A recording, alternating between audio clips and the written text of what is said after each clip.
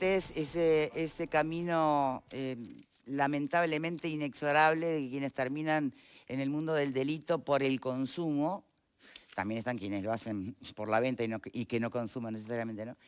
Pero sobre todo lo más doloroso es el que consume, que termina en la cárcel. Siendo hoy en la cárcel uno de los grandes problemas el consumo.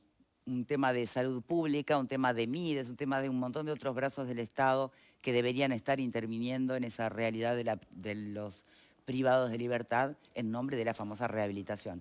Un capítulo en el que vamos atrasados desde hace siempre.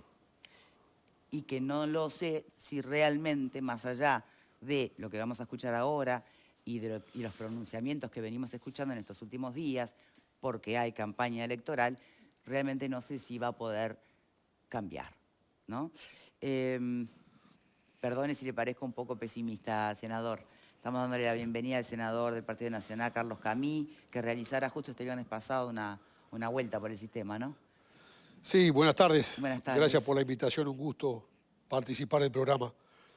En verdad, la Comisión de Seguimiento Carcelario, Comisión de Seguimiento del Sistema Carcelario de la Asamblea General, que tengo el honor de presidir, preside, sí, exacto. Comparecimos, esto es, diputados y senadores de todos los partidos, con las autoridades del INR, del Instituto Nacional de Rehabilitación, a visitar la unidad número 4, la unidad penitenciaria número 4, que es el ex penal del COMCAR.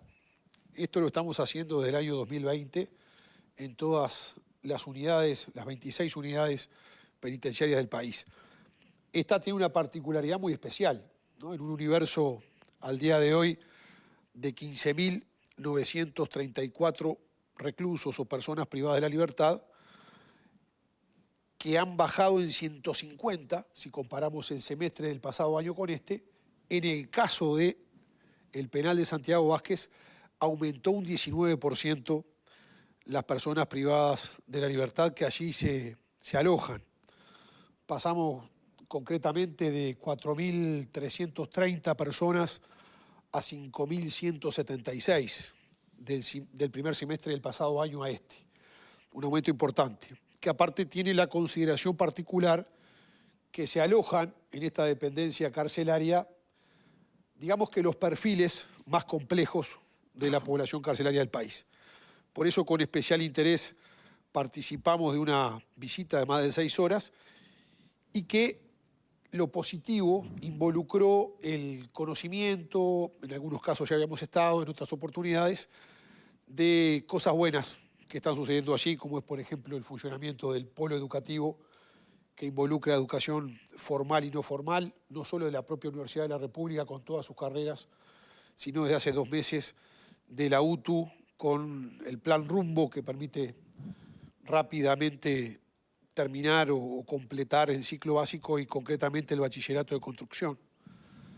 Y también se está construyendo el Hospitalito, como le llama, que es un centro hospitalario de asistencia de salud muy importante, con internación incluida, que se está construyendo en esta dependencia penitenciaria. Ese fue el propósito de la recorrida, de la visita, que fue, reitero, positiva desde este punto de vista. Bien, de todas maneras, siendo lo más objetivos posible, yo no sé qué puede llegar a pasar con el tema cárceles, porque obviamente todo lo que tiene que ver con inseguridad está en clave electoralizable, ¿no?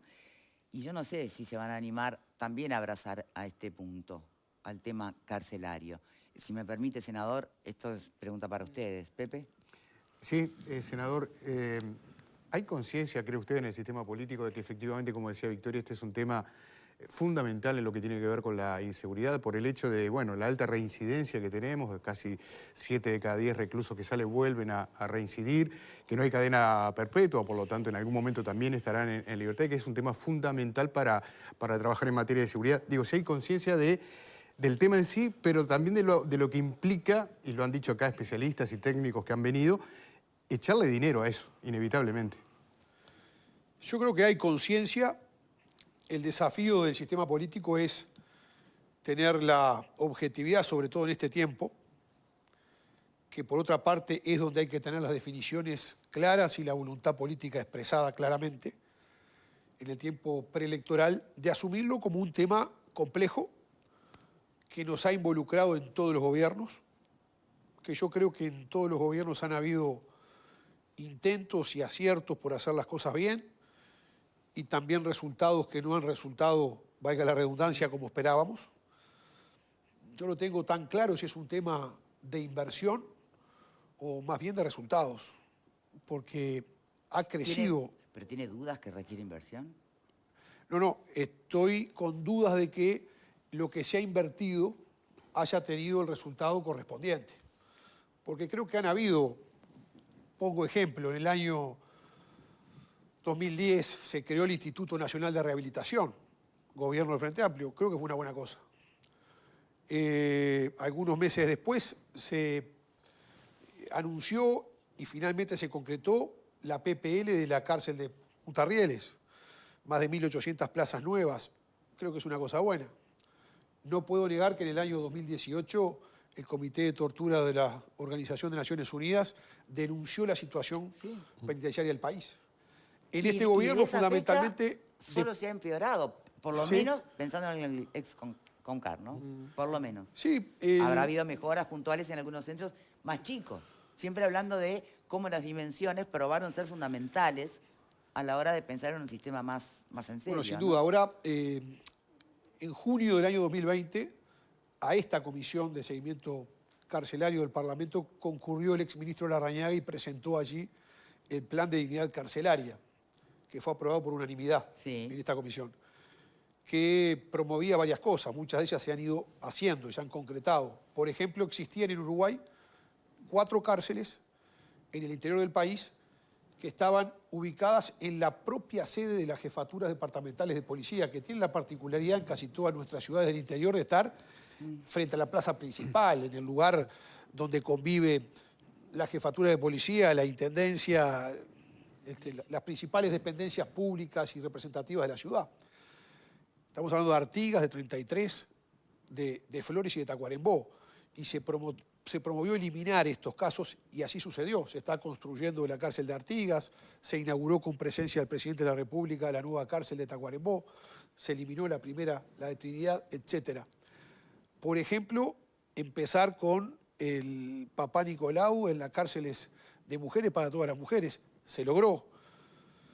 Yo la última vez que estuve en vida físicamente con él, con Jorge Larrañaga, fue 9 días antes de morir. El 12 de junio fuimos juntos a inaugurar el primer centro de preegreso, precisamente en el penal de Santiago Vázquez, para 84 personas que en la última etapa de salir en libertad están están libres, conviviendo sin rejas, con el MIDES, con la Secretaría de Deportes, con políticas sociales tuitivas. Entonces, han habido cosas buenas. Se están construyendo 3 nuevas unidades penitenciarias, ya tienen asignado el número, la 27, la 28 y la 29, donde está el penal de libertad. Van a ser de 420 plazas máximas, que es lo que recomienda la literatura especializada internacional, no cárceles de mucha gente, no cárceles de más de un piso, de una planta y de poca gente, y que van a tener el perfil precisamente que hoy tiene Santiago Vázquez. Es decir, se va a poder descongestionar Santiago Vázquez, que hoy, también le digo, dentro de tanta cosa buena, por ejemplo, faltan 3.000 frazadas. Nos lo dijeron las autoridades del penal el viernes. Hay una demanda de más alimentos, que se estima que falta un 8%. Ya el Ministerio del Interior anunció que a partir de septiembre hay una partida extra hasta diciembre de 3,5 millones de pesos por mes. Entonces yo lo que veo es que hay un esfuerzo de inversión, hay un compromiso, que lo vi antes, que lo veo ahora, pero los resultados siguen siendo desafiantes porque no hay política de seguridad, no sea carcelaria, sino hay... No hable de inversión cuando se trata de lo básico que es alimentarlos, ¿no? Bueno, perfecto, pero... inversión... Mire, Victoria, que estas visitas que hacemos, que he hecho muchísimas por todo el país durante 4 años, no ahora, la comisión, no yo solo, la hacemos entrando como hicimos el viernes en el módulo 11, que es el de alta peligrosidad, y abriendo las rejas y entrando y sentándonos a hablar con las personas privadas de la libertad y teniendo en este periodo, que antes no sucedía, reuniones, los integrantes de la comisión con los delegados de los pabellones sin la presencia de las autoridades del sistema. Y hay cosas buenas y hay también quejas.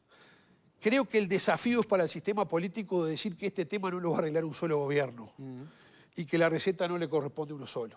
Podemos discutir si queremos más Estado en la economía o menos Estado en la economía, pero hay temas a que... dar un número de inversiones. ¿Cómo, perdón? Hablan de planes, pero ningún gobierno en campaña se ha comprometido a hablar de un porcentaje X de inversión para esto concretamente. No, las inversiones, por ejemplo, que tienen que ver en el caso de las que se están llevando a cabo de construcción de nuevos complejos carcelarios, son inversiones y están cuantificadas. A mí me parece que hay un tema que interpela, que es este. ¿Por qué? Si en mayor o menor medida hay esfuerzos que se van concretando, no me reduzco a este solo gobierno, reitero, ¿por qué la reincidencia sigue siendo tan alta, coincidiendo con lo que decía Sena, que estoy de acuerdo? Es decir, para mí no hay política de seguridad para la sociedad, no ya en el sistema carcelario, si no bajamos la reincidencia.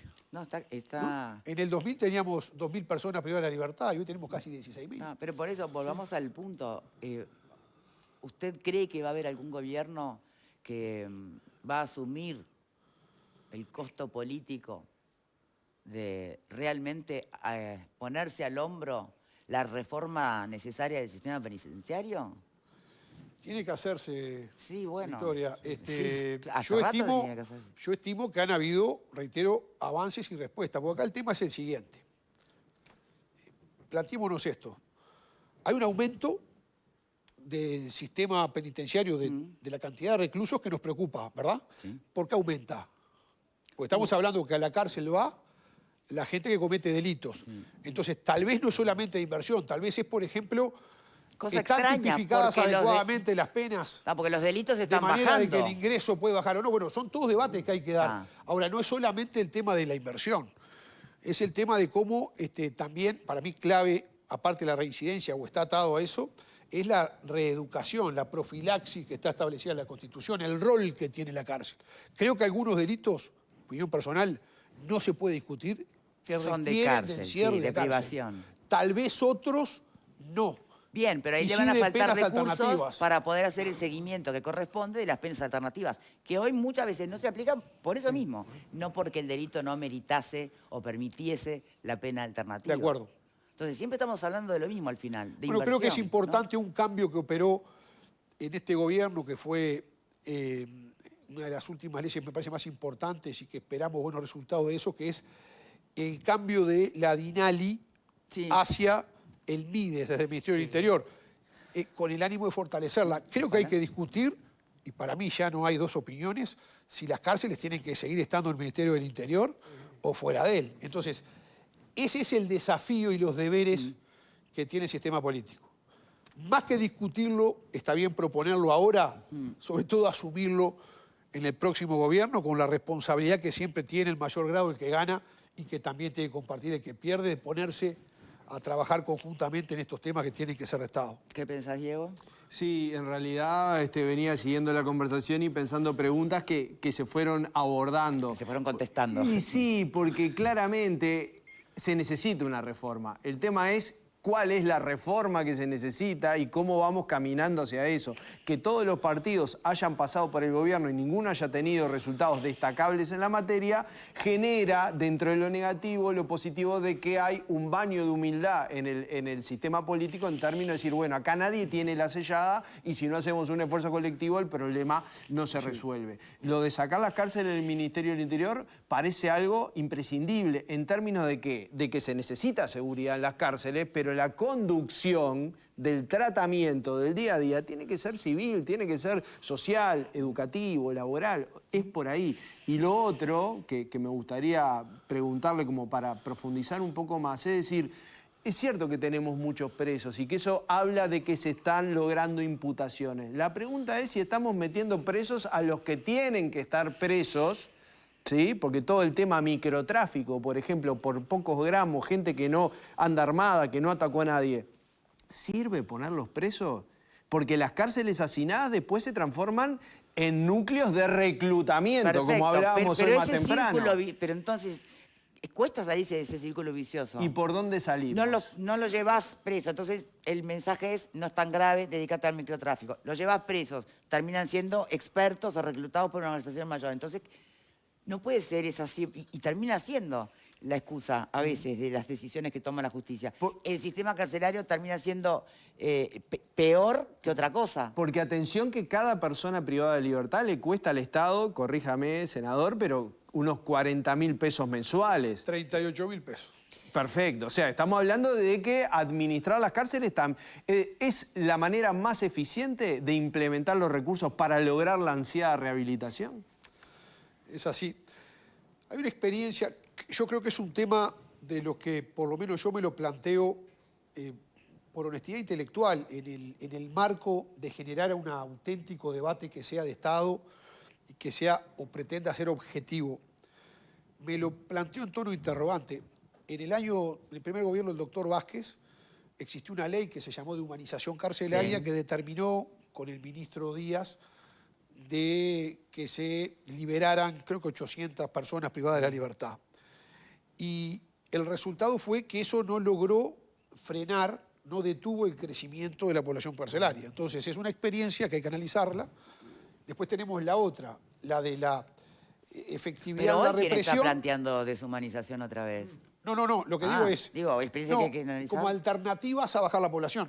En el otro extremo tenemos el éxito en la represión que tiene como consecuencia una superpoblación carcelaria, que aparentemente tampoco da los resultados en la medida que no baja la reincidencia.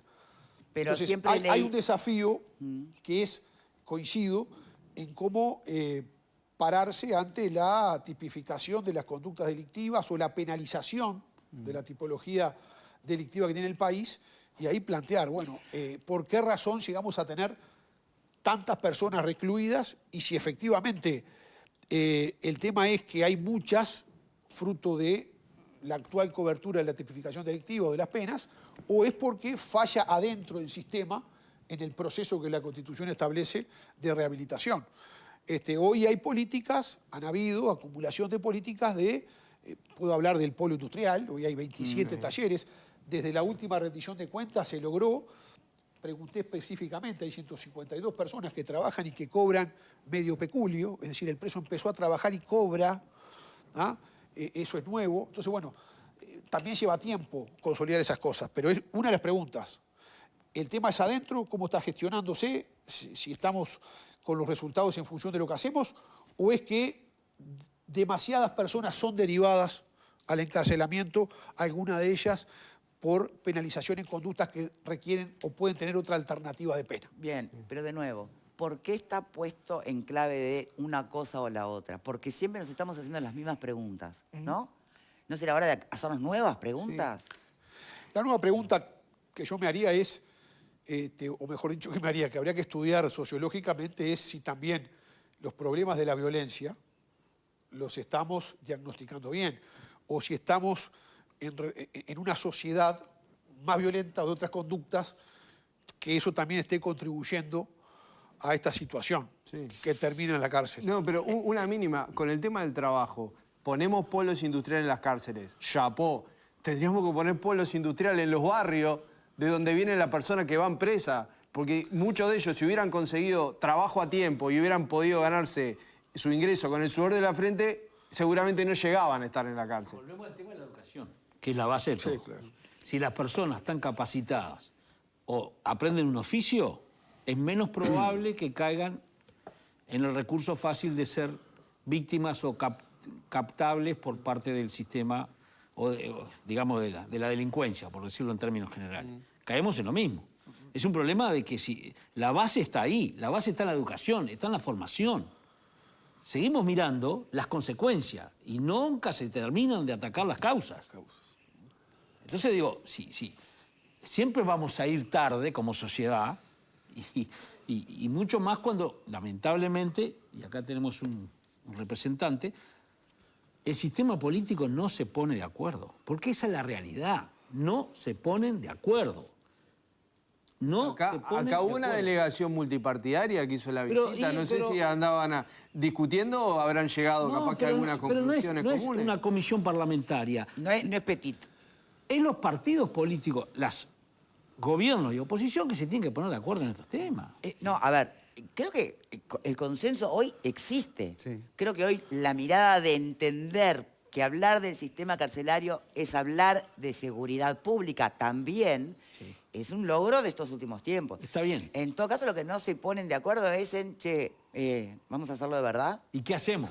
¿Y qué hacemos? Porque hay más de una solución. Bien, pero para todo es presupuesto. Y Sí. es jorobado para un partido político de antemano y en campaña electoral anunciar números concretos, X porcentaje del PBI en esto. Es muy fácil hacerlo para educación. Ahora, para el sistema carcelario, ¿lo escucharon alguna vez? Pablo. Bueno, el sistema carcelario en este país es un desastre. Absolutamente. Y yo, hace 20 años que voy a las cárceles, ¿no? Las conozco todas, o casi todas. Camí es penalista, ¿no? No es que haya sido... La- no es que no, tenga no, tanto no, no es que antecedente estuve- penal. Lo conozco y lo respeto particularmente en la opinión. a Pablo. ¿Del lado de adentro no? Del lado de afuera. Claro, no, digo, porque parece que Ejerciendo la hubieras profesión, recorrido tu historia, es aclaremos. una historia delictiva. Salvo los dedos de la mano de determinadas unidades, que son muy buenas, por cierto, el 90% es un desastre el sistema carcelario. Pero no es culpa de este gobierno ha hecho cosas positivas, es cierto, se han creado 4 centros universitarios, está el polo industrial en el CONCAR, y hay otro tipo de mejoras que han sido positivas, como también han sido positivas en el gobierno del Frente Amplio con la creación del INR y alguna otra mejora más. Es cierto eso.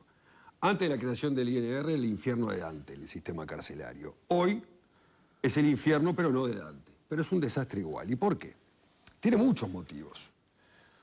No hay que olvidarse que de 2020 al 2024 la población carcelaria creció un 32%. Es un disparate.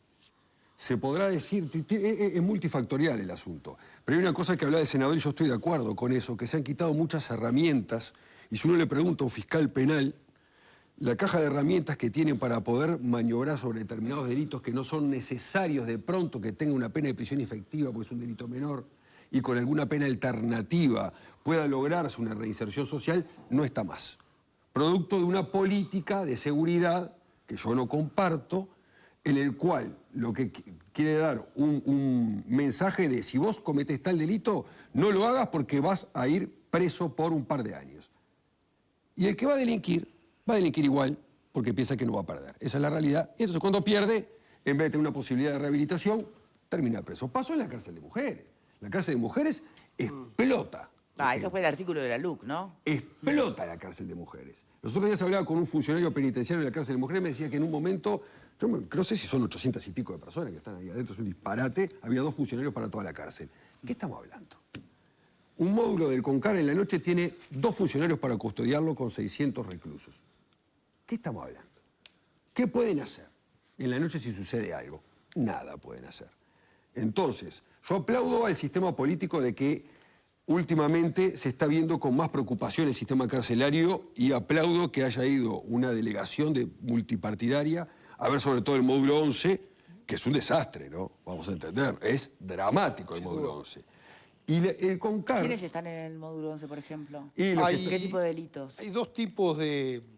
En el módulo hay dos tipos de personas privadas de la libertad. Los presos administrativos, que se llaman, que se consideran las personas que por seguridad personal requieren de estar recluidos de forma aislada. O sea, para que no los linche otro privado. Sí, por propia solicitud de ellos, a veces deudas de droga ahí o bandas que conviven, por pedido del juez o por la disposición de las propias autoridades. Y también que me sorprendió la cantidad de gente que había, las personas que están penadas por violencia doméstica, lo que en la jerga de los presos le llaman los hinchapelos.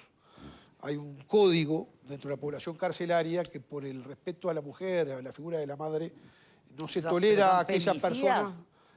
Las personas que fueron por violencia doméstica no se las perdona, entonces requieren de una seguridad especial. Mirá. Esos son los 2 que están... Antes eran los violadores, ahora ya no. No, también hay del violadores. No, los violadores, por supuesto. Por supuesto que también. Bien, alguien escribe por aquí, no sé si a esta altura aquel proyecto de servicio militar obligatorio para adolescentes que no estudian ni trabajan no tendría lugar, pregunta Sandra. ¿Qué opinas sobre eso? Yo recuerdo, bueno, ha sido planteado en el país y recuerdo en alguna oportunidad con el senador Jorge Larrañaga en la otra legislatura anterior donde casualmente el actual senador Mujica, ¿no fue? general Manini Ríos era Manini. comandante en jefe del ejército. Fuimos a consultarlo respecto a pro y contras y posibilidades y capacidades de la Fuerza Aérea de involucrarlo, de las Fuerzas Armadas de involucrarlos, la infraestructura, para un plan de esa naturaleza. No era reclusión de lo que es el servicio militar obligatorio, sino de aquellas personas o aquellos jóvenes que ni estudian ni trabajan ni prácticamente viven sin niní, ningún que se tipo de decía, los amparo, niní. exacto, poder involucrarlos en una estadía que les significara acceso a educación básica, a trabajo y cierta disciplina. Es un tema que nunca se llegó a concretar en una propuesta legislativa, pero que estuvo siendo evaluada en más de una oportunidad en el ámbito parlamentario. Creo que son cosas que, en el marco de una discusión integral de este tema... Sí. me ¿Habría parece que descartarlo o me no? parece que yo no lo descartaría, ¿Ya? creo que es planteable. Claro, Bien. lo que hay que preguntarle a Manini es que él, teniendo en ese momento el cargo que tenía de máxima autoridad de las Fuerzas Armadas, ¿qué cosas concretas hizo? Porque lo de Manini es todo discurso. Después, ¿qué cosa concreta hizo? Teniendo todo el personal, todas las unidades, toda la capacidad, por ejemplo, para hacer formación en oficios, que los hay, y múltiples dentro de las Fuerzas Armadas. Pero una cosa es Yo para trabajaba dentro de en- las Fuerzas Armadas y otra es Claro, este no. planteo que no tiene nada que ver, ¿no? Hacia la sociedad lo podía concretar. Sin el extremo del servicio obligatorio. Ahora, yo diría, ¿por qué no nos tomamos en serio la obligatoriedad de la educación primero, antes de llegar a lo otro? Porque educación obligatoria tenemos, sin embargo, no logramos que todos estén en el sistema Es una educativo. medida de estudiar. Una consulta quería hacerle, senador. Usted habló, yo estoy al tanto del tema de la creación de 3 unidades similares a la Triple P, que está allí en Punta de Rieles, en el Penal de Libertad. Tengo entendido que el costo para el Estado, que ya está aprobado eso, es $1.600.000 mensuales, que va a invertir el Estado en estas unidades que yo lo aplaudo eso porque son extremadamente necesarias. ¿Está estimado ya cuándo van a comenzar las obras? Sé que el consorcio ya hay un preacuerdo o algo similar. Exacto. La información que tengo es que se está comenzando. Precisamente lo hablábamos el viernes. Está estimado, obviamente, la culminación para el año 2025, no va a ser para este gobierno. Y es un tema interesante también, porque lo hablamos. Cuando se habla de la inversión que se requiere, Victoria, que usted señalaba, básicamente es, y está atado con lo que usted señalaba, Pablo, con la falta de personal. Del primer semestre en Santiago Vázquez, fue una pregunta concreta que hicimos, del pasado año a este, se aumentó en un 13% los operadores penitenciarios, en un 11% los policías y en un 6% los oficiales. 7,8 recuerdo que era exactamente el aumento del personal. Sigue siendo insuficiente. Pero ¿qué pasa? Nos planteaban las autoridades del INR. Por ejemplo, específicamente los policías, buena parte de ellos también están vinculados a cuando hay que pintar una pared o hay que arreglar determinadas cosas. Y aquí lo bueno que tiene, si se separa en las PPP o si se le da tercerizado el servicio de hotelería y otras cosas al privado, Eso se carga la empresa. permite, exacto, que Claro. el policía y el más rendimiento se aboque a lo que tiene que abocarse, que es a la seguridad. Y los operadores Penitenciario. al rol de educador Claro. y de reinserción. Se le fue el micro, si me permite, que hable otro mientras tanto, mientras le acercan uno nuevo. Pauletti, No. estás desde hoy así como... No, simplemente siguiendo. Lo que pasa es que es un tema que súper complejo. Sí, Desde ya, no estoy descubriendo nada. Y lo que... Y repasando, hay temas legislativos, hay que legislar, sobre todo para ver si hay penas alternativas en algunos delitos que parece absurdo que hay gente que vaya presa. ¿En qué, perdón que te interrumpa en esto, pero antes que me olvide, ¿en qué quedó el artículo de la LUC que terminó con tantas mujeres privadas de libertad? Se iba a estudiar, ¿se acuerdan? Se iba a derogar. Se de hizo hecho. una micromodificación. ¿Se modificó algo? Sí, una pequeña modificación. No tengo en el momento la redacción evaluación, acá. digamos, de los resultados midiendo la vigencia del artículo anterior y este. ¿Pero era un en tema de cuanto a qué modificación cambió. en cantidad de gramos o en qué fue la No, modificación? Te explico. Lo que sucedió ahí es que se había incluido como agravante, Sí. como motivo agravante, Que le entraras a la cárcel. el ingreso a las cárceles, pero se distinguió que si no se concretaba el ingreso Ese se grado considere tentativo. como tentativa y por lo tanto Ahí por decía esa vía. el de la pena. Claro, Exacto. pero es solo para la situación de el ingreso de droga a la cárcel. El Bien. microtráfico es mucho más amplio. Debió haberse abordado de manera más amplia. Volviendo. Volviendo, bueno, decía, hay tema de legislación, Sí. hay tema de sacar las cárceles del Ministerio del Interior.